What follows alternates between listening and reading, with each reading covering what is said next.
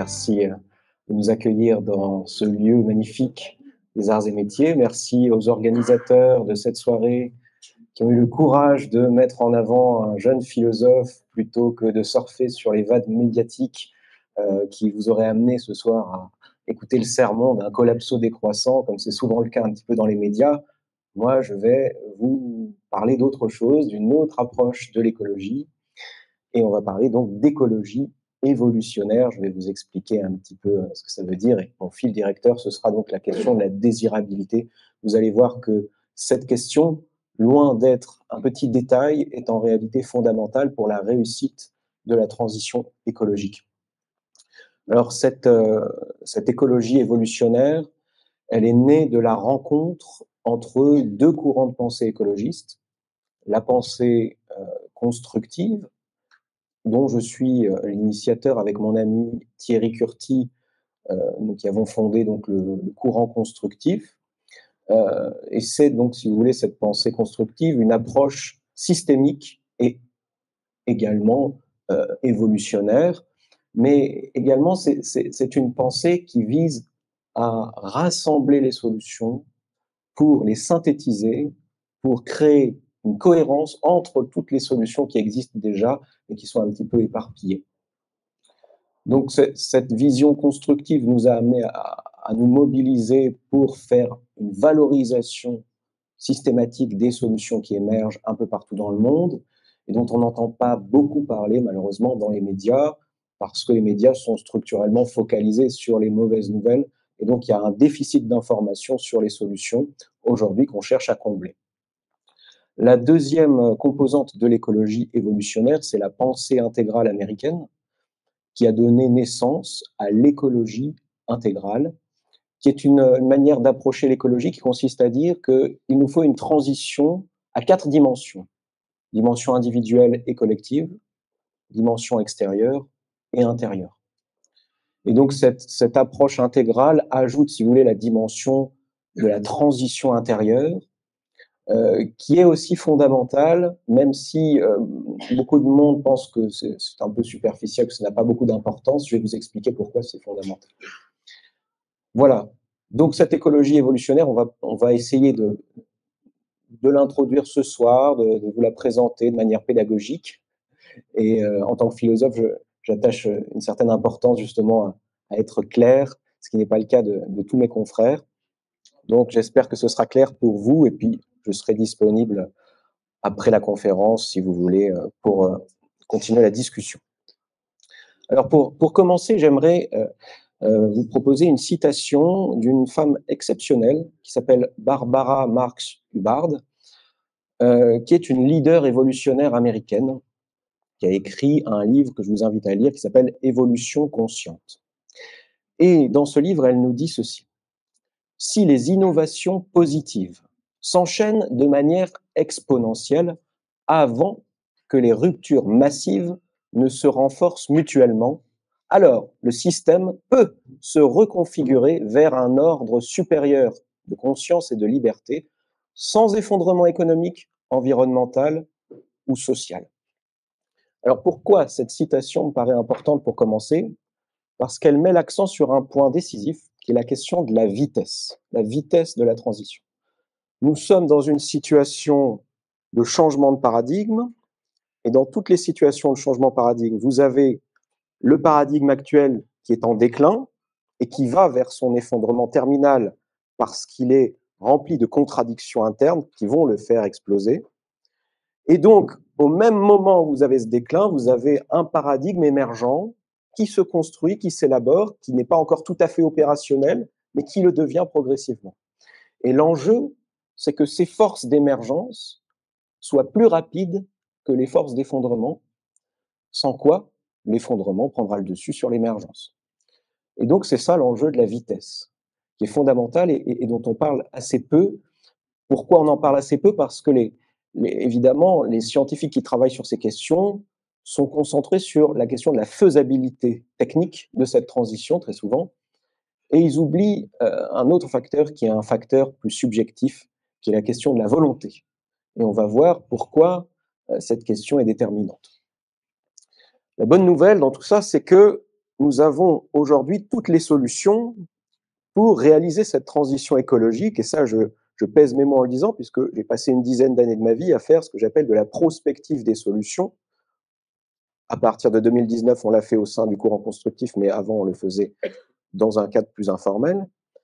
Et cette prospective des solutions nous montre que, contrairement à ce que nous disent aujourd'hui beaucoup de collapsologues qui disent qu'il n'y a pas de solution, en réalité, l'humanité a quand même fait le boulot, même si on n'en a pas assez parlé, et les solutions sont là. Alors, on en verra quelques-unes, je ne pourrai pas vous montrer tout ce qui existe, parce que ce sont des milliers d'articles. Mais par contre, il y a un autre problème, qui n'est pas celui auquel on pense, et qu'il ne suffit pas que les solutions existent pour qu'un problème soit résolu. Parce que pour que le problème soit résolu, il faut que les solutions soient appliquées. Et appliquées à l'échelle du problème, mais appliquées également dans les temps impartis par le problème. Et donc, c'est ça, vous voyez, la problématique véritable aujourd'hui, ce n'est pas une problématique de faisabilité, c'est une problématique de rapidité qui renvoie finalement à une autre question qui est la question de la volonté. Pour accélérer cette transition, il nous faudrait un sursaut volontariste, une mobilisation constructive mondiale, et c'est ça que nous devons mettre en place pour que les solutions qui existent déjà soient appliquées. Si on ne le fait pas, si on manque de volonté, cette transition se fera, mais elle se fera mollement, et le risque, c'est qu'elle ne se fasse pas dans les temps qui nous sont impartis.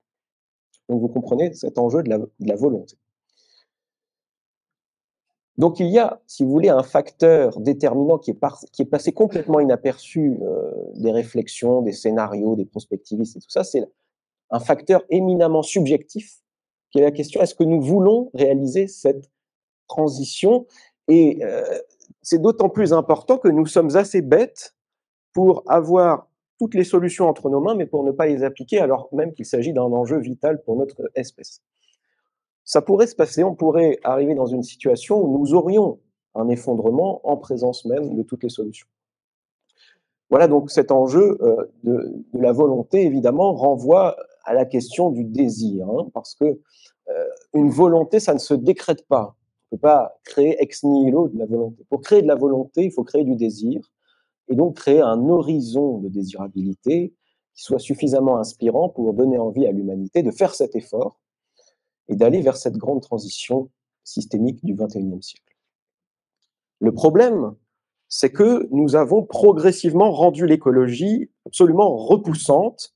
Je vais vous expliquer pourquoi, mais j'ose le dire parce que, évidemment, aujourd'hui, on n'a quelque part pas le droit de se dire je ne suis pas écologiste. Et moi, je suis écologiste, je veux l'être. Mais cette écologie-là, cette version-là de l'écologie qu'on voit dans les médias actuellement, ne me convient pas personnellement, évidemment, mais je la pense également inefficace. Pourquoi? Parce que c'est une écologie qui tue le désir de transition, précisément. Pourquoi? Parce que c'est une écologie culpabilisante et moralisatrice, orientée problème, on nous bassine chaque jour, quand on nous parle d'écologie, des problèmes, sans nous parler des solutions. Elle est devenue très pessimiste, voire fataliste, anxiogène, elle crée beaucoup d'éco-anxiété, notamment chez les jeunes, on le sait. Elle est devenue anti-croissance, donc décroissance, tout ce discours de la décroissance qu'on voit déferler maintenant. Elle est dans une posture purement oppositionnelle et non pas propositionnelle. Elle est très souvent technophobe et anti-progrès, voire anti-moderne. Elle est devenue plus récemment, mais c'est quelque chose qui s'inscrit sur la durée maintenant, effondriste, disant qu'il est trop tard, qu'il n'y a pas de solution, donc anti-solutionniste, avec parfois une certaine haine de la modernité, qu'il s'agit bien sûr de dépasser, mais on n'est pas obligé de la haïr pour autant, on peut aussi considérer qu'elle a apporté quelque chose. Parfois, ça peut aller jusqu'à une haine de l'humanité, on va avoir quelques exemples, j'ai écrit tout un article là-dessus, et tout cela nous conduit à un grand sentiment d'impuissance. Et parfois, j'ai pu observer aussi, c'est plus rare, mais ça existe, un désir d'effondrement qui s'explique très bien parce que, si vous voulez, c'est l'héritage de ce qu'il y avait à l'époque du communisme, où il y avait un grand désir de voir le capitalisme s'effondrer. Finalement, c'est le communisme qui s'est effondré, et le désir d'effondrement s'est reporté sur l'écologie. L'écologie a ressuscité l'anticapitalisme, et maintenant, ce sont les écologistes anticapitalistes qui désirent cet effondrement, qui désirent le voir s'arriver. Vous avez une petite image là, très représentative de cette écologie repoussante, avec une citation qui nous vient d'Yves Cochet, ancien ministre, qui nous dit dans une vidéo donc intitulée La moitié de la population actuelle va mourir d'ici 15 à 20 ans, que l'automobile va être finie vers 2030. Il n'y aura plus d'auto en France. Il faut se reconvertir dans la fabrication de fiacres, de diligences et de calèches, qui sont le mode de transport de l'avenir. Voilà un petit peu l'image de cette écologie actuelle. Alors, comment on en est arrivé là? Par une série de glissements progressifs qui sont très souvent passés inaperçus des médias. Quand moi j'étais tout jeune, que je me suis intéressé un peu à l'âge de Greta Thunberg à l'écologie, vers l'âge de 15-16 ans, j'ai été confronté à ce qu'on appelait le développement durable. À l'époque, c'était Nicolas Hulot qui représentait ça en France. Mais très vite, il y a eu un autre discours qui a émergé, qui est le discours de la décroissance. Et c'est un peu les années Pierre Rabhi de l'écologie, hein. Maintenant, on a oublié ça, mais c'était quelque chose d'assez important. Simplement, la décroissance, c'est assez problématique parce que ça consiste à dire il faut absolument choisir la décroissance pour éviter d'avoir une décroissance subie. Vous voyez un peu la contradiction? Donc, en fait, il y aurait une décroissance, la décroissance choisie, qui serait absolument désirable, pour pouvoir éviter la décroissance qui serait absolument non désirable, qui serait la décroissance subie. Donc déjà, il y a quelque chose qui m'avait interpellé à l'époque. Et j'ai bien vite réalisé que cette décroissance était assez irréaliste parce qu'elle était, d'une part, incompatible avec la vitalité économique de nos sociétés, avec la préservation de nos systèmes sociaux. Elle est irréaliste par rapport à la montée des émergents et la compétition internationale. Elle reviendrait finalement à perdre notre rang de puissance et à sortir de l'histoire. Et puis, il ne faut pas oublier que la décroissance est un discours qui vous dit il faut que les pays du Nord décroissent pour que les pays du Sud puissent croître. Donc, elle n'est pas si décroissante que ça, puisqu'elle invite quand même le Sud à croître. Et la croissance du Sud, c'est pas quand même rien. Donc, vous avez un problème. C'est que la décroissance, ça ne revient pas à arrêter de polluer, ça revient à polluer moins. Et polluer moins, c'est s'effondrer quand même. C'est s'effondrer un peu plus tard, mais c'est s'effondrer quand même. Voilà ce que nous disons au courant constructif. Cette décroissance, donc, n'a pas suscité plus d'intérêt que ça. Il y a eu une petite mode, mais à un moment donné, lorsqu'on a compris que la décroissance ne serait pas choisie, eh bien, les décroissants ont eux-mêmes glissé vers une autre position, qui est la position effondriste. Ça a émergé dans les années à peu près 2016-2017, ça s'est imposé dans les médias vers 2019-2020, et on a eu la vague de la collapsologie avec Pablo Servigne et quelques autres. Et il y a eu un dernier glissement que j'ai observé en étudiant de près les textes, qui est un glissement interne à la collapsologie. Si vous voulez, la collapsologie maintient encore un horizon de désirabilité en disant que finalement, après l'effondrement, on pourrait réaliser des utopies éco-anarchistes. Donc, il y aurait une sorte d'utopisme post-effondrement. Et si vous voulez, le dernier glissement qui s'est opéré a mis fin à cet horizon de désirabilité qui n'était pas déjà très pertinent, en disant mais non, nous n'aurons même pas ça. En fait, nous allons tout simplement vers des milliards de morts, voire pour certains vers la fin de l'humanité. C'est ce que j'appelle l'effondrisme noir de Vincent Mignereau, qui a cessé de s'appeler collapsologue pour se dire effondriste tout simplement. Voilà. Un exemple de cette écologie, alors c'est un des premiers collapsologues, Yves Pacalet, qui a publié dans les années 2000 un livre qui s'appelle L'humanité disparaîtra, bon débarras, dans lequel il est écrit que l'homme est le cancer de la Terre. Donc là, il y a quelque chose d'assez intéressant à observer, c'est que très souvent les écologistes les plus radicaux détestent d'autant plus l'humanité qu'ils aiment la nature. Alors que nous disons au courant constructif qu'on peut aimer profondément la nature, les animaux, les écosystèmes, avoir une passion pour l'évolution, tout en aimant profondément l'humanité, vous voyez? On peut intégrer les deux. Quelques exemples de cette écologie collapso-décroissante qui me paraît problématique. Aurélien Barraud, vous l'avez sans doute vu sur les réseaux sociaux, sur YouTube, etc., quelqu'un qui est maintenant invité au MEDEF, on se demande pourquoi, c'est pas très compatible avec les valeurs entrepreneuriales, il me semble, mais bon. C'est un des représentants de l'écologie en France. Or, si on étudie son discours de près, voilà ce qu'il nous dit. Se focaliser sur la décarbonation de l'économie n'a essentiellement aucun intérêt. C'est une manière, finalement, assez grossière de s'assurer qu'aucune question de fond ne sera mise sur la table. Les émissions de gaz à effet de serre, c'est vraisemblablement le problème le moins important de toutes nos préoccupations écologiques. C'est extraordinairement moins important que la chute de la biodiversité. Les émissions de gaz à effet de serre sont presque anecdotiques par rapport aux autres raz-de-marée qui nous emportent. C'est notre problème le plus simple. Vous voyez, il se sent obligé de minimiser l'enjeu du réchauffement climatique pour pouvoir valoriser la cause qui, pour lui, est importante, qui est la cause de la biodiversité. Voilà ce qui me paraît un peu dangereux, surtout quand on considère qu'il n'y a rien de plus dangereux pour la biodiversité elle-même que le réchauffement climatique. Jean-Marc Jancovici, que vous connaissez également sans doute, qui est étonnamment l'un des représentants de la transition énergétique, alors même que depuis 15 ans, il s'oppose aux énergies renouvelables. Et je vous ai mis quelques images de sa nouvelle BD dans laquelle il essaye de vulgariser un petit peu ses thèses, dans lesquelles il dit clairement que les énergies renouvelables datent du Moyen Âge. Il les associe à une posture moyenâgeuse et il nous explique mais pourquoi revenir aux renouvelables alors qu'on en est sorti lorsqu'on est entré dans la modernité, comme si finalement les moulins à vent étaient l'équivalent des éoliennes d'aujourd'hui, qui pourtant sont des milliers de fois plus productives, et comme s'il y avait finalement de l'électricité au Moyen-Âge. C'est un peu étonnant, mais c'est pour faire valoir sa posture à lui qui est pro-nucléaire. Je ne suis pas un anti-nucléaire carabiné, mais il me semble que les énergies renouvelables ont acquis quand même une certaine pertinence. D'ailleurs, je ne suis pas le seul à le dire, puisque vous avez le rapport RTE, Futur énergétique 2050, qui nous dit atteindre la neutralité carbone en 2050 est impossible sans un développement significatif des énergies renouvelables. Et l'Agence internationale de l'énergie nous dit que maintenant, l'énergie solaire est l'énergie la moins chère de l'histoire. Tout de même, il y a des progrès qui ont été faits, qui sont assez significatifs. Par ailleurs, la question du taux de retour énergétique, qui est souvent un argument qu'on met en avant pour dézinguer les énergies renouvelables, en fait, on a mal compris cet argument parce qu'on a estimé le taux de retour énergétique à la source, alors qu'il fallait estimer le taux de retour énergétique à l'utilisation, ce qui change toute la donne parce qu'à l'utilisation, les énergies renouvelables ont un taux de retour énergétique supérieur aux énergies fossiles. Cette écologie collapso-décroissante est également anti-solutionniste, ce qui est quand même là aussi un grand paradoxe pour des gens qui représentent l'écologie dans les médias, que de dire qu'il n'y a pas de solution, comme le fait par exemple Pablo Servigne, qui nous dit « Il faut faire le deuil de notre civilisation, c'est déjà foutu, je le répète, c'est déjà foutu.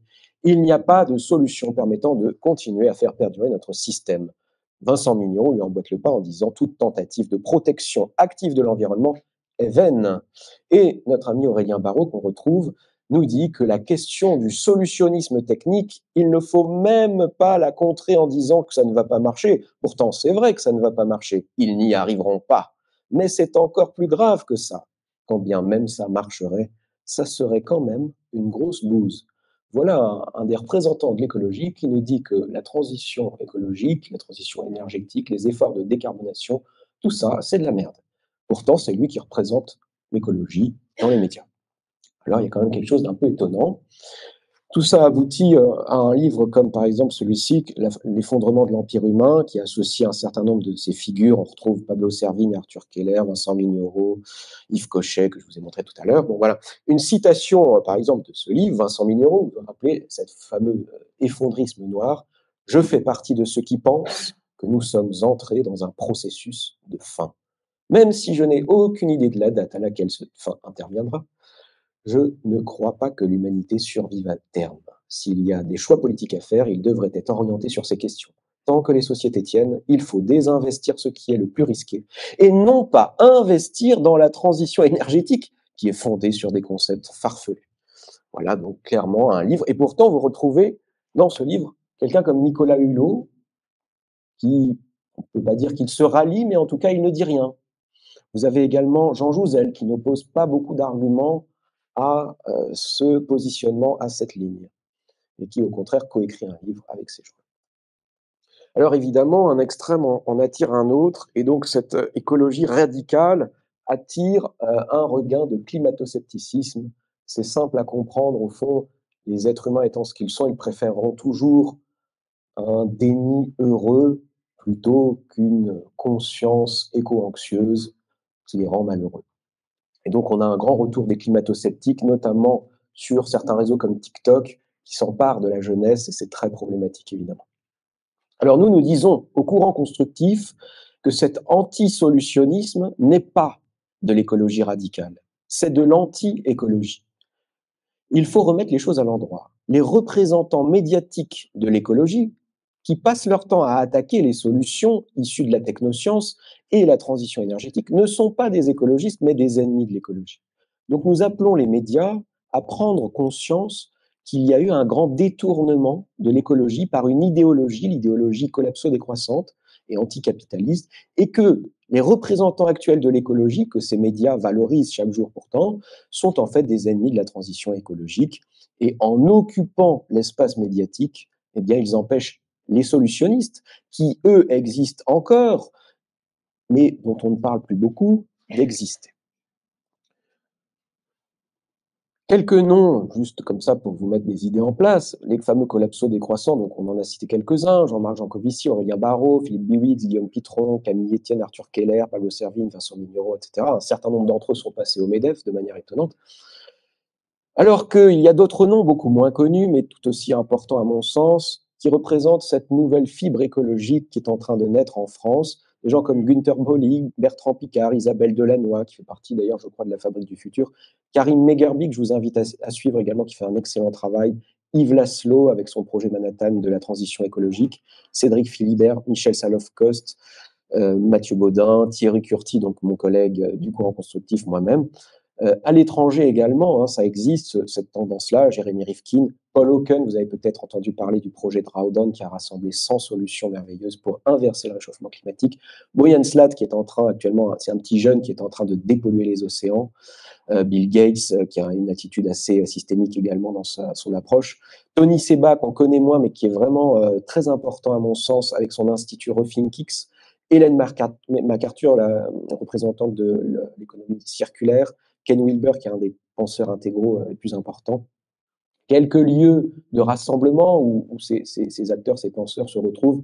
Donc la Fabrique du Futur, qui est un véritable écosystème. Je vous invite à vous renseigner, à rejoindre la Fabrique du Futur. Le courant constructif qu'on a construit justement pour faire valoir ces idées.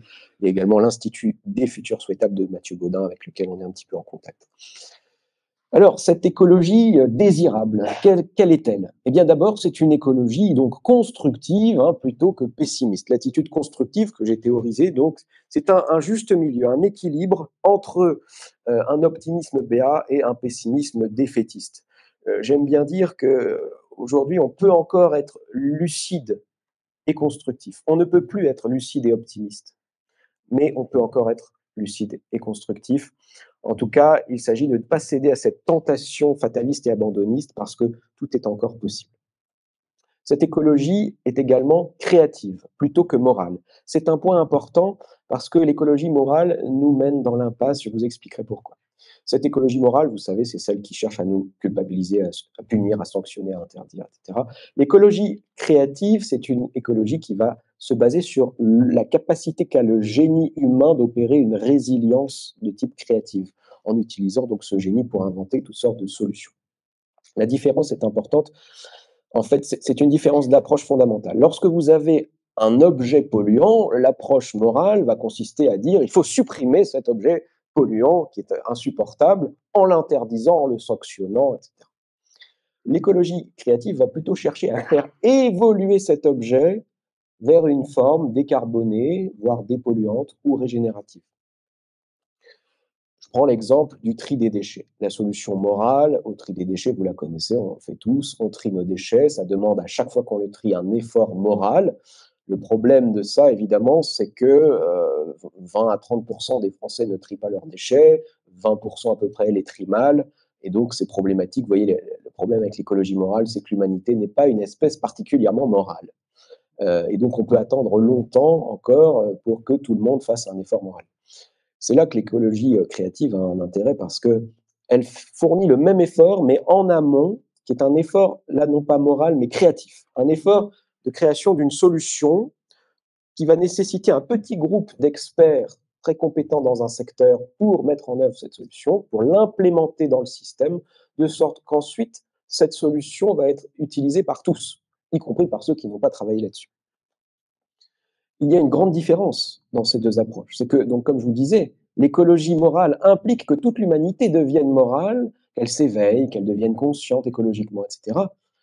Malheureusement, on sait très bien que cette espèce n'est pas suffisamment morale pour arriver à cet objectif. Et on est encore dans un pays assez avancé là-dessus. Il ne faut pas oublier tous les pays émergents qui sont dans la survie, etc. Alors que l'écologie créative nous donne cet espoir parce que elle consiste à dire qu'un petit groupe d'individus compétents et conscients peuvent changer toute la donne. Il n'est pas besoin que toute l'humanité arrive à ce niveau de performance. D'ailleurs, vous connaissez peut-être cette citation de Margaret Mead, l'humanité n'a jamais changé dans l'histoire que par un petit groupe d'individus compétents et conscients. Donc ça nous donne de l'espoir parce qu'on sait qu'on ne sera pas suffisamment nombreux pour faire cette transition, mais justement, en étant un petit groupe compétent et motivé, on peut y arriver.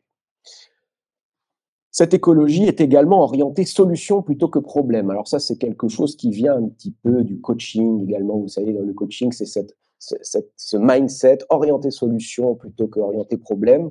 Alors évidemment, les solutions sont d'abord les solutions sectorielles dans l'énergie, dans l'agriculture, dans l'éducation, etc. Mais également, et de manière peut-être plus importante, c'est de penser des solutions systémiques. Pourquoi? Parce que la problématique de cette crise de la modernité c'est une crise systémique.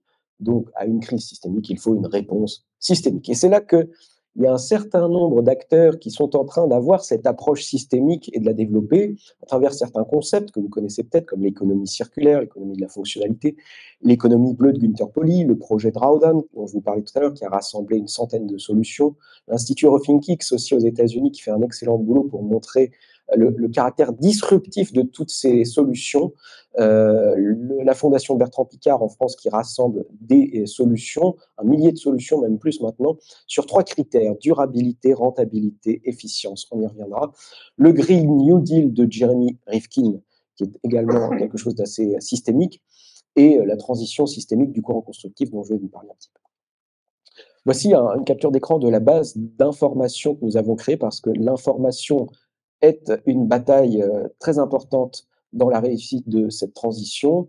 Malheureusement, on est confronté à une grande désinformation qui vient très souvent de l'industrie du pétrole aux États-Unis, de certains think tanks américains liés à cette industrie. Et malheureusement, les thèses de désinformation sont parfois reprises par les écologistes eux-mêmes, donc on ne s'en sort pas. Il faut avoir une véritable information sur ces solutions qui sont peu mises en avant. Et donc, nous avons bâti voilà, une base de données qui comprend aujourd'hui plus de 19 000 articles orientés solutions. Je vous invite à découvrir toutes ces catégories, comment on va réduire le CO2, comment on va faire évoluer les transports, comment on va recycler de plus en plus, etc. etc. Une écologie également propositionnelle plutôt qu'oppositionnelle, c'est quand même facile de rester dans l'opposition. Hein. À un moment donné, il faut quand même se mouiller un petit peu les mains et entrer dans une approche propositionnelle. C'est ce que nous essayons de faire. Trop souvent, l'écologie se réduit à cette posture du militant purement oppositionnel qui fait des actions dans la rue comme ça, comme Extinction Rebellion sur la photo qu'on voit là. Cette écologie, alors ça, c'est un point aussi important et je crois qu'il y a un certain nombre de chefs d'entreprise ce soir. Il faut que cette écologie, pour être désirable, il faut qu'elle soit rentable. C'est un point évidemment que les écologistes ont du mal à assumer parce que ce sont des milieux plus associatifs. C'est une culture qui est loin souvent du secteur économique. Or, la rentabilité est un véritable levier pour la transition. C'est ce qui permet de l'accélérer parce qu'on peut compter sur l'avidité humaine pour accélérer la transition. Bertrand Piccard a fait un énorme travail dans ce sens-là, avec ses 1000 solutions, en sélectionnant des solutions qui soient rentables. Et il nous dit, Bertrand Piccard, que la protection de l'environnement ne deviendra une réalité que si elle est perçue comme économiquement viable et ne nécessitant aucun sacrifice financier ou comportemental. Cette écologie doit également être dépolluante ou régénérative plutôt que de simplement s'inscrire dans un horizon de polluer moins. C'est important parce que polluer moins, c'est polluer quand même, comme je vous le disais, et polluer quand même, c'est s'effondrer quand même. Donc, intuitivement, les gens qui ont quand même un peu de bon sens sentent bien que, bon, on pollue un peu moins, mais ça ne va pas suffire. Il faut rentrer dans une logique de dépollution et de régénération. Alors, cette logique, elle est rendue possible notamment par l'émergence d'un secteur qui est encore peu connu en France, mais qui existe bien dans le monde et aux États-Unis notamment, qui est le secteur CCUS, la capture du carbone et la valorisation du carbone. D'ailleurs, j'en profite pour donner cette précision qu'il ne faut surtout pas enterrer le carbone atmosphérique qu'on a capturé, parce que ça revient à tuer la rentabilité de ces efforts-là. Et on a besoin, comme vous venez de le voir, de cette rentabilité. Pour que la capture du carbone soit rentable, il faut qu'elle s'inscrive dans un cycle systémique qui conduit de la capture à la valorisation économique de ce CO2.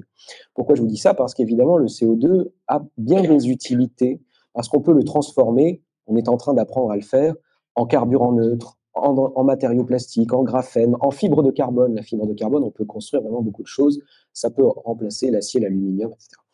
On sait en faire des vêtements, des engrais, des objets du quotidien, du béton, de la nourriture même.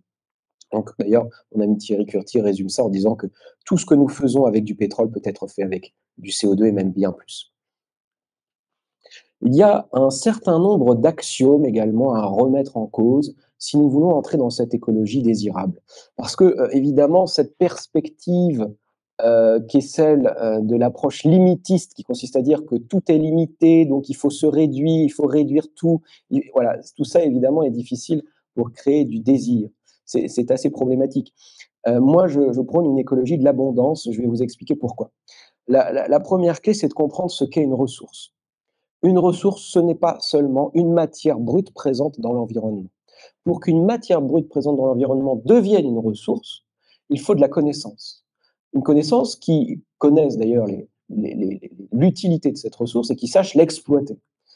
Par exemple, le CO2 n'était pas une ressource jusqu'à quelques années. C'était une matière présente dans l'environnement. Il est devenu une ressource parce que nous sommes en train d'apprendre à le capturer et à le valoriser. Donc vous comprenez la nuance. Si la connaissance est un des éléments constitutifs de la ressource, et que la connaissance précisément est en train de devenir exponentielle, alors nous n'aurons pas de moins en moins de ressources, mais de plus en plus de ressources, parce que de plus en plus de connaissances nous feront acquérir de plus en plus de matériaux, feront faire de plus en plus de découvertes. Pour prolonger cette réflexion, je citerai Julian Simon, qui est un penseur très important à mon sens, mais qui est mal connu en France, qui nous dit qu'il y a 3 raisons pour lesquelles la thèse limitiste est fausse. La première raison, c'est qu'on peut élargir le périmètre exploitable. Lorsqu'on dit les ressources sont finies, c'est toujours sur un certain périmètre. Si on peut élargir ce périmètre, alors on peut reporter cette finitude. Évidemment, on pense au fait que l'humanité est en train d'apprendre à s'étendre dans l'espace pour aller capturer un certain nombre de ressources dans l'espace. C'est le secteur du space mining qui est en pleine explosion.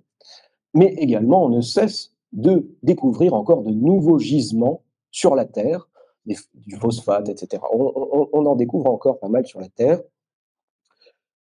Deuxième principe qui met un terme à cette logique limitiste, le recyclage. Le recyclage, c'est quelque chose qui met un terme à cette idée que l'économie peut avoir une fin, qu'elle peut être confrontée à des limites, parce que simplement, cette idée qu'il y ait des limites relève encore d'une pensée linéaire. Vous voyez, cette économie linéaire, on va puiser, puis on l'utilise, puis après, il n'y en a plus. Si on est sur une logique circulaire, à ce moment-là, ça change la donne. Et si la connaissance qui augmente exponentiellement nous permet d'atteindre des hauts niveaux de recyclabilité, à ce moment-là, on peut penser également que la finitude, la fameuse frontière de la finitude sera reportée. Troisième principe, le principe de la substitution. Si à chaque fois qu'un matériau parvient à son terme, en termes de gisement, on peut lui trouver une alternative, à ce moment-là, pareil, cela reporte l'horizon de la finitude. Vous voyez ces 3 principes, je vous donne quelques exemples. Sur la question du space mining, je vous le disais, on est dans un secteur en pleine explosion avec un taux de croissance de 20% au cours de la période 2021-2030, selon les études qu'on a sur le sujet. Les États-Unis sont en train de se préparer à l'exploitation du sol lunaire, mais ils ne sont pas les seuls. Les Russes sont sur le coup également aussi. La Chine a lancé son premier robot minier spatial.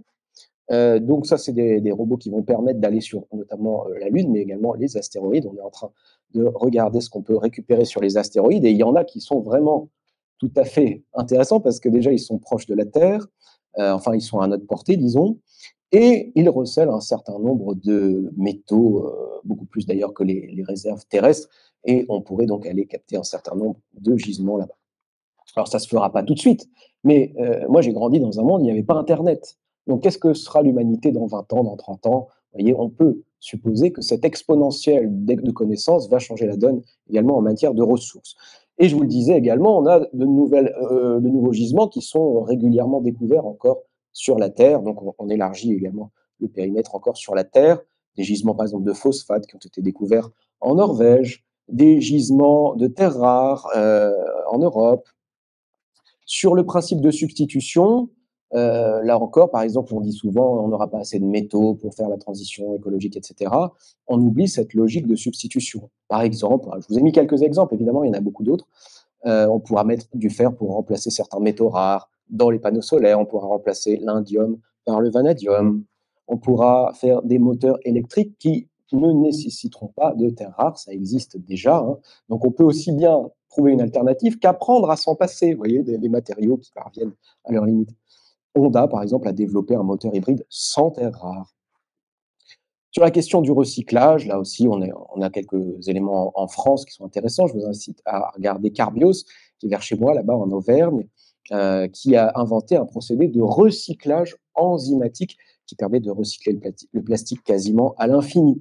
On sait également, on est en train d'apprendre en tout cas, recycler les pales d'éoliennes, les panneaux solaires. De plus en plus, on recycle également les batteries. Hein, vous savez, ce problème des métaux dans les batteries. Voilà. Donc tout ça m'amène à dire qu'il nous faut une écologie de l'abondance en utilisant ces trois principes. Et l'abondance, on doit la viser dans le domaine de l'énergie, plutôt que de viser cette décroissance de l'énergie. Viser la décroissance de l'énergie, c'est profondément dangereux. Pourquoi? Parce que le niveau de population humaine est corrélé au niveau de consommation d'énergie. Donc si on a moins d'énergie, on aura moins d'êtres humains. Donc vouloir moins d'énergie, c'est vouloir la mort d'un certain nombre d'humains. Et c'est vouloir aussi une régression civilisationnelle parce que le niveau de complexité qu'on a atteint dans notre société s'appuie évidemment sur la consommation d'énergie. Donc voilà. Alors, entrer dans cette logique d'abondance, c'est possible. L'horizon qui est de vouloir 100% d'énergie renouvelable, ce n'est pas un horizon irréaliste. Il y a quantité d'études des meilleures institutions au monde qui nous disent que c'est possible. Alors évidemment, c'est difficile, c'est très difficile, mais on peut y arriver à plus ou moins long terme. Et donc, il ne faut pas viser ça immédiatement. On peut encore utiliser le nucléaire quand on en a. Hein, on peut s'appuyer sur d'autres éléments, mais en tout cas, c'est l'horizon à conserver. Et puis, si on ajoute au solaire et à l'éolien les énergies marines, l'hydrogène naturel, les carburants neutres issus donc du CCUS, les centrales nucléaires, la fusion aussi qui arrive hein, normalement vers l'horizon 2050-2060, l'humanité a tout à fait les moyens de trouver des solutions à la fin du pétrole et de sortir des fossiles. Il y a d'ailleurs un rapport qui s'appelle Sky is the Limit de l'Institut Carbon Tracker qui a montré que le seul solaire et éolien pourrait répondre 100 fois à la demande énergétique mondiale. Les énergies renouvelables pourraient, dit ce rapport, alimenter le monde d'ici 2050, alors que les prix des renouvelables s'effondrent, remplaçant les énergies fossiles, ce qui amène le président d'Energy Watch Group à dire que la transition énergétique n'est pas du tout une question de faisabilité, c'est une question de volonté, on retrouve ce mot volonté politique. Quelques mots sur les énergies marines, parce que très souvent, quand on parle des énergies renouvelables, on parle du solaire et de l'éolien. Je ne sais pas pourquoi on oublie les énergies marines qui ont le mérite de ne pas être intermittentes. C'est quand même un point intéressant, parce que souvent on dit que les énergies renouvelables sont intermittentes. Ce n'est pas le cas de toutes. Les énergies marines pourraient à elles seules répondre aux besoins énergétiques mondiaux, rien que ça. Donc si vous ajoutez tout le reste, vous voyez, on peut aller très loin avec les énergies renouvelables. Mais je ne suis pas en train de dire qu'on est en train d'y arriver. Je suis en train de dire que si on avait la volonté, on pourrait y arriver. Une écologie désirable, ce serait également, à mon sens, une écologie multi-archétypale. Alors ça, c'est un mot que j'ai un petit peu inventé pour vous dire une chose importante, à mon sens. L'écologie, encore une fois, comme je vous disais, se réduit très souvent à cette idée du militant oppositionnel. Moi, je considère que l'écologie, ce n'est pas demander à tout le monde de quitter son boulot pour aller dans la rue, faire des manifestations, etc. L'écologie, c'est au contraire, à mon sens, d'utiliser vos compétences respectives, chacun a des compétences dans différents secteurs de la société, de mettre ces compétences au service de la transition là où vous êtes. Je ne vous demande pas, moi, d'abandonner ce que vous faites dans vos vies pour aller militer, comme par exemple on l'entend beaucoup dans le discours des bifurqueurs. Vous savez, il y a eu toute cette polémique sur les bifurcants qui, malheureusement, ont des compétences dont la société aurait besoin, mais qui quittent le monde des ingénieurs, par exemple, pour aller créer une ferme dans les Cévennes, etc. C'est pas comme ça que je vois les choses. Moi, je pense qu'au contraire, on a besoin de scientifiques, de politiciens, de penseurs, d'enseignants, de juristes, de chercheurs, d'inventeurs, d'entrepreneurs, de financiers. On a besoin de tout le monde. Simplement, il faut que tout le monde fasse sa part, c'est-à-dire mettre ses compétences au service de cette transition. Alors, pour résumer, cette écologie que j'estime désirable serait constructive plutôt que pessimiste, créative plutôt que morale, orientée solution plutôt qu'orientée problème, orientée dépollution et régénération plutôt qu'orientée polluer moins, orientée développement durable plutôt que décroissance, propositionnelle plutôt qu'oppositionnelle, multi-archétypale, on vient de le voir, plutôt qu'exclusivement militante. Elle prônerait une abondance liée au fait que les ressources ne sont pas limitées à la terre, mais plutôt à la connaissance, et la connaissance est exponentielle. Elle serait solutionniste systémique et non pas anti-solutionniste. Elle serait volontariste plutôt que fataliste. Elle serait rentable plutôt qu'opposée au secteur économique. Elle serait favorable à une transition systémique intégrant les facteurs sociaux, éducatifs, etc., et non pas seulement centrée sur l'écologie. Ce serait une logique évolutive plutôt que régressive. Elle prônerait un changement systémique et pas seulement individuel. Et enfin, elle viserait une abondance d'énergie plutôt que moins d'énergie. Voilà. Maintenant, je passe à la deuxième partie de cette conférence qui concerne l'écologie intégrale. Vous allez comprendre pourquoi les deux sont importants. Très souvent, on se retrouve dans la situation où vous avez d'un côté des gens qui s'occupent de la transition extérieure, avec la transition écologique, énergétique, etc., les aspects bien techniques, vous voyez, mais qui ne sont pas du tout conscients de l'importance d'une transition intérieure, basée sur l'évolution des valeurs, de la conscience, du rapport à la nature, etc. Et de l'autre côté, vous avez des gens qui sont passionnés d'écologie intérieure, qui méditent dans la nature, qui ouvrent leur conscience, etc., mais qui ne s'intéressent pas du tout, qui ne sont pas du tout au courant des problématiques un peu techniques, vous voyez, du développement durable, etc. C'est très rare qu'on ait les deux, et l'écologie intégrale vise précisément à réunir les deux, parce qu'on a besoin des deux. Pourquoi? Pour une raison bien simple, c'est qu'on est en train de changer de paradigme. Or, un paradigme, c'est quelque chose qui détermine l'extérieur, l'infrastructure d'une civilisation, mais c'est aussi quelque chose qui nous habite, c'est quelque chose qui est un modèle mental, une vision du monde, une sensibilité, vous voyez, la sensibilité moderne, la vision du monde moderne. Ça fait partie du paradigme. On ne peut pas changer l'un sans l'autre. Pas d'écologie extérieure sans écologie intérieure. Voilà, donc là, je vous ai fait un petit tableau récapitulatif très rapidement pour vous montrer, voilà, d'un côté, vous avez les gens qui s'intéressent à la transition intérieure sans s'intéresser à la transition extérieure, et de l'autre côté, on a l'inverse, les gens qui s'intéressent à la transition extérieure sans s'intéresser à la transition intérieure. Alors, ceux qui s'intéressent à la transition intérieure vont vous dire, par exemple, oui, alors la transition extérieure, c'est vraiment superficiel, ce sont des gens qui n'ont pas compris la profondeur métaphysique du problème écologique, et finalement, c'est du greenwashing. Et de l'autre côté, les gens qui s'intéressent à la transition extérieure vont vous dire, oui, alors la transition intérieure, c'est un peu un délire New Age fait par des hippies irrationnels, et donc ils ne vont pas s'y intéresser. D'un côté, on a des gens qui vont vous dire, la solution, elle est spirituelle, parce que le problème, il est spirituel. De l'autre côté, vous allez dire, non, la solution, elle est techno-scientifique, c'est un problème concret, matériel et technique. Nous, on dit que c'est les deux. Voilà. Et donc, d'un côté, vous avez des gens qui ne s'intéressent pas aux solutions technoscientifiques, voire qui les désapprouvent, hein, parce qu'affectivement, ils sont contre la technique, etc. De l'autre côté, des gens qui ne comprennent pas la nécessité de cette transition intérieure, qui n'ont pas développé cette expérience fine de la nature dont on a besoin aujourd'hui.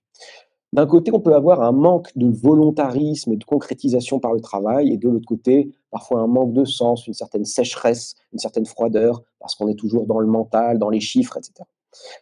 Bon, un manque de rationalité pour les uns, parfois un excès de rationalité pour les autres. On retrouve un peu ces dichotomies qu'il y a à l'œuvre dans la société, cerveau droit, cerveau gauche, la nature et la technologie, l'écologie versus l'économie, les littéraires versus les scientifiques, les méditants versus les militants. Donc, vous voyez, il faut dépasser ces binarités, et la perspective intégrale permet justement d'intégrer chaque chose à sa place. Donc, l'écologie évolutionnaire, elle est intégrale, elle possède ces 4 cadrans: intérieur, extérieur, individuel et collectif. La transition extérieure, elle va permettre à la transition intérieure de se concrétiser dans la matière pour ne pas en rester simplement à de belles intentions d'amour envers la nature, mais avoir des comportements concrets. La transition intérieure, elle va permettre à la transition extérieure d'être dynamisée libidinalement par la force d'une expérience, d'un amour pour la nature. La transition extérieure, on pourrait dire qu'elle fait évoluer nos moyens, alors que la transition intérieure, elle va faire évoluer nos fins. On veut dire autrement, la transition extérieure, elle va changer l'infrastructure de nos civilisations, tandis que la transition intérieure, elle va changer la superstructure, c'est-à-dire la culture, l'éducation, la spiritualité, les valeurs, etc. Alors, cette écologie intérieure se décline en 4 dimensions.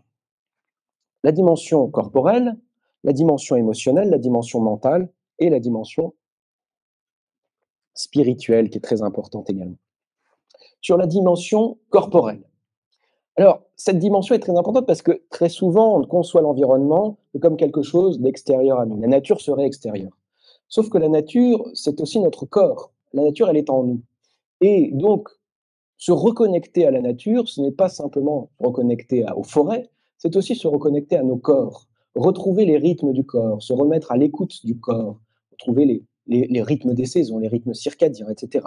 Et cette perspective-là a un intérêt, parce que ça pourrait sembler un peu superficiel pour certains, tout ça, mais l'intérêt, c'est que notre cerveau, grâce à cette perspective, va associer l'écologie au bien-être, au lieu de l'associer au burn-out ou à l'éco-anxiété. Vous voyez, c'est très important que le cerveau ait une vision positive de l'écologie en l'associant justement à un mieux-être du corps et à la relaxation, etc. D'autant plus qu'un certain nombre d'études nous ont montré que la fréquentation de la nature a un intérêt en termes de santé psychique et physique. Hein, la fréquentation de la nature permet par exemple de réduire les maladies respiratoires, le diabète, les maladies cardiovasculaires, etc. Alors, l'écologie émotionnelle maintenant. Cette écologie, elle est importante parce que l'être humain est mu par ses émotions. Et trop souvent, l'écologie est quelque chose de mental, avec des statistiques, des chiffres, des courbes, etc. Et on manque d'émotion. Or, l'émotion, c'est justement ce qui meut les êtres humains au niveau libidinal, et on en a besoin justement pour rendre l'écologie désirable. C'est ce qui fait qu'il faudrait plus d'artistes, et peut-être plus d'artistes dans le milieu de l'écologie. On a beaucoup de scientifiques, mais il nous faut aussi des artistes. Vous voyez. Donc, cette écologie émotionnelle, c'est entrer en contact affectif avec la nature, embrasser les arbres, prendre des bains de forêt, marcher pieds nus, contempler la nature. Ça peut sembler un peu provocateur de dire ça ici, mais c'est important. Je vous ai mis d'ailleurs, pour provoquer encore plus, une photo d'un de mes amis arbres qui se trouve dans une forêt d'Auvergne et que je vais régulièrement rencontrer pour passer un peu de temps avec lui et je développe un lien affectif, vous voyez, à la nature de cette manière. Développer une écologie de l'amour. C'est important, on ne parle pas assez d'amour dans l'écologie, pourtant c'est bien l'enjeu. Apprendre à aimer la nature. L'amour, aimer, nous disait Victor Hugo, c'est agir. On ne va pas agir pour ceux qu'on n'aime pas. Parce que aimer, c'est porter en soi-même ce qu'on aime. Et donc on va défendre ce qu'on aime, évidemment. La sagesse amérindienne, il faudrait un petit peu renouer avec cette sagesse. Elle nous enseignait cet amour de la nature. Par exemple, vous avez un chef Lakota, Standing qui nous disait le Lakota était empli de compassion et d'amour pour la nature et son attachement grandissait avec l'âge. Il nous disait aussi que les Lakota savaient que le cœur de l'homme éloigné de la nature devient dur. Vous voyez, l'enjeu du cœur, le chakra du cœur.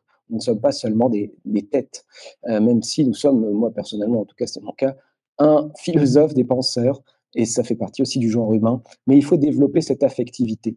Développer cette affectivité, c'est aussi développer notre empathie envers les êtres non humains. On s'est trop souvent comporté comme de véritables psychopathes envers les animaux. Je viens d'écrire tout un article sur les alternatives à la vivisection. C'est quand même quelque chose, quand on voit les images, c'est assez horrible. On a mis plusieurs millénaires à comprendre que les esclaves étaient des êtres humains comme les autres. On a mis quelques siècles de plus pour comprendre que les femmes étaient des êtres humains comme les autres. Et on est en train de comprendre que les animaux sont des personnes à part entière qui ont une valeur intrinsèque. Vous voyez la photo de Jeanne Goodall, justement, qui incarne bien cette affectivité envers les non-humains. Je pense qu'il faut aller vers un sentiment de fraternité terrienne, quelque chose qui nous dit que nous partageons avec l'ensemble du vivant cette planète, nous respirons le même air, nous buvons la même eau, nous sommes éclairés par le même soleil, peut-être même partageons-nous la même conscience, parce que l'homme n'est pas le propriétaire exclusif ni le sommet de la conscience, il y a différents degrés de conscience. Et nous sommes donc issus d'une même évolution, d'une même source d'évolution. Donc voilà, nous devons développer cette fraternité et une autre manière de développer cette écologie émotionnelle, c'est de développer 3 types de reliance. Reliance à soi, reliance aux autres, reliance à la nature.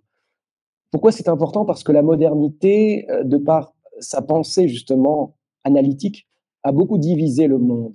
Elle a créé une déliance entre soi-même, entre soi-même et les autres et entre soi-même et le monde. Ces 3 déliances font qu'aujourd'hui, si on veut, retisser la toile de l'unité de la vie, eh bien, il nous faut, inscrire l'écologie dans un processus qui n'est pas seulement écologique, mais qui est également social et spirituel pour avoir une reliance avec la nature, mais aussi avec les hommes, avec les autres et avec soi-même.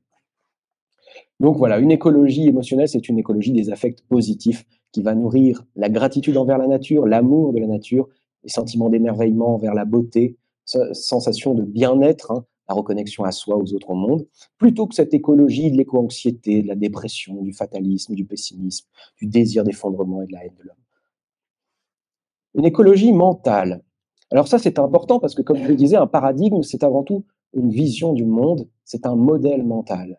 Donc, si vous voulez changer de paradigme, vous devez changer de modèle mental. Et pour ça, on doit revenir sur les fondateurs du modèle mental moderne, et notamment Descartes. Descartes qui, dans son discours de la méthode, a positionné l'homme comme maître et possesseur de la nature, et toute la modernité découle de ça. Descartes nous disait également autre chose. Il nous disait, moi, quand je parle de la nature, je ne parle pas d'une déesse. Moi, quand je parle de la nature, je parle de la matière.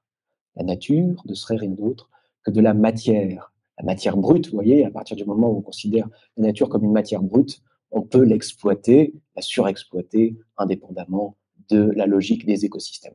Et donc, vous voyez, tout est déjà là dans ce projet cartésien. Il faut réviser ces axiomes de la modernité. C'est ce que j'ai un petit peu fait.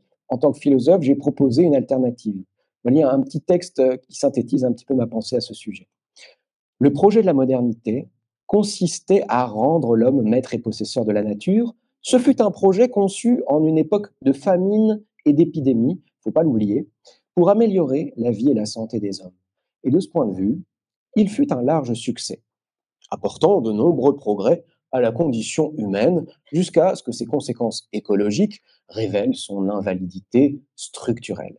De cet échec, désormais définitif, émerge à présent la postmodernité, et avec elle, une nouvelle figure humaine se lève, plus sage, plus évoluée, l'homme élève et co-créateur de la nature.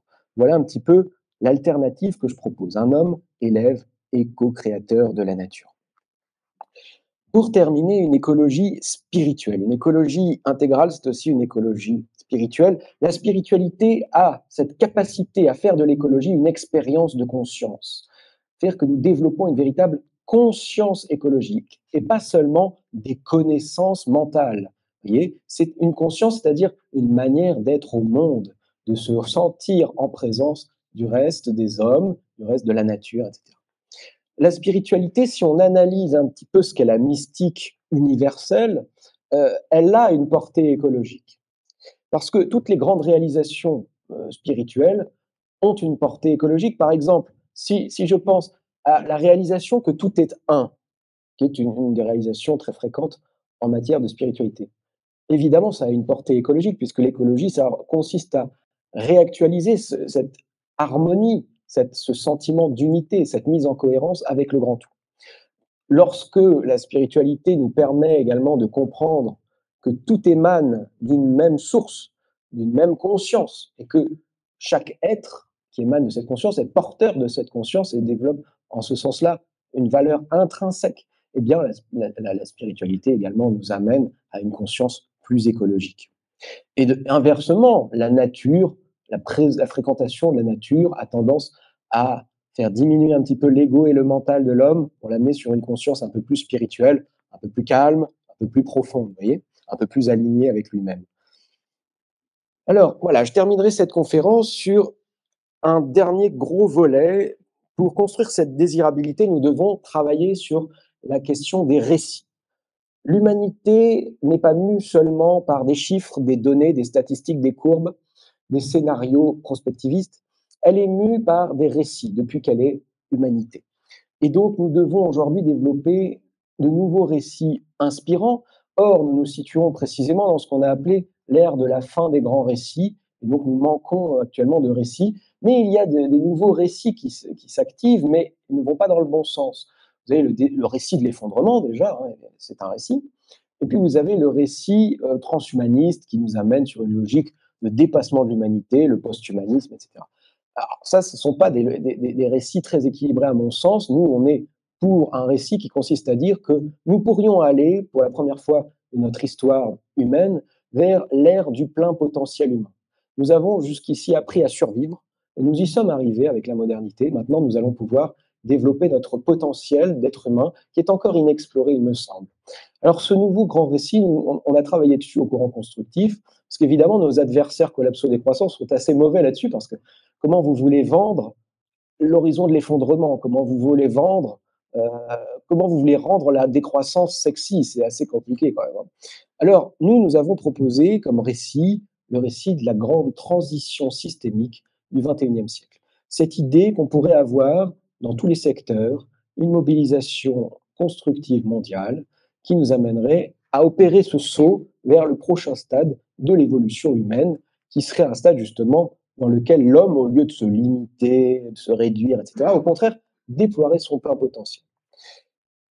Ce récit s'inscrit lui-même dans un récit plus vaste encore, qui est le récit de l'évolution. Le récit de l'évolution humaine, d'ailleurs, déjà parce que l'évolution humaine, vous voyez, a gravi un certain nombre d'étapes et aujourd'hui, il s'agit de franchir une nouvelle étape de cette évolution.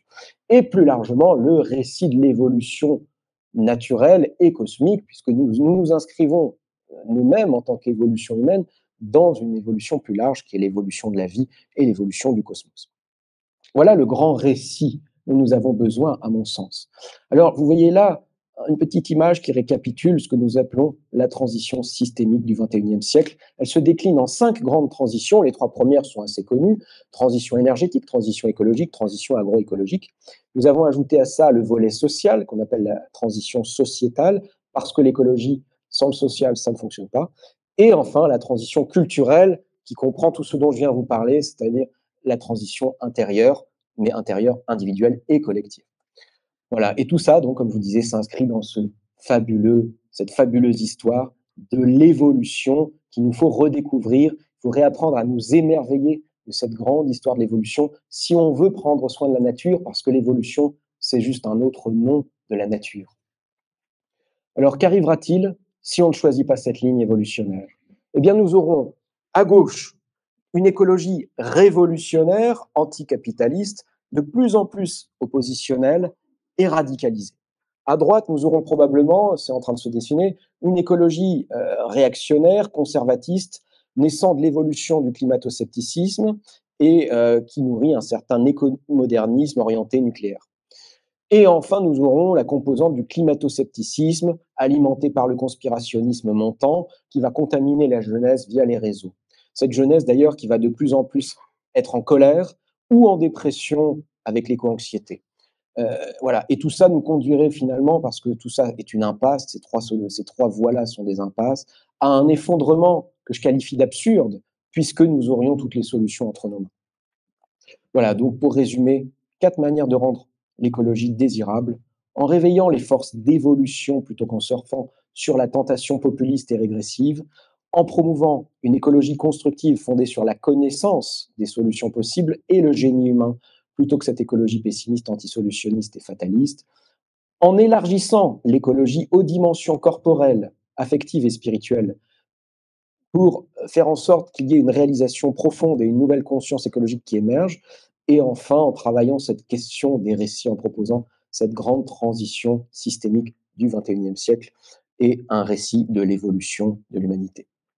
Voilà, maintenant, la balle est dans votre camp, vous connaissez les 2 voies, à vous de choisir et puis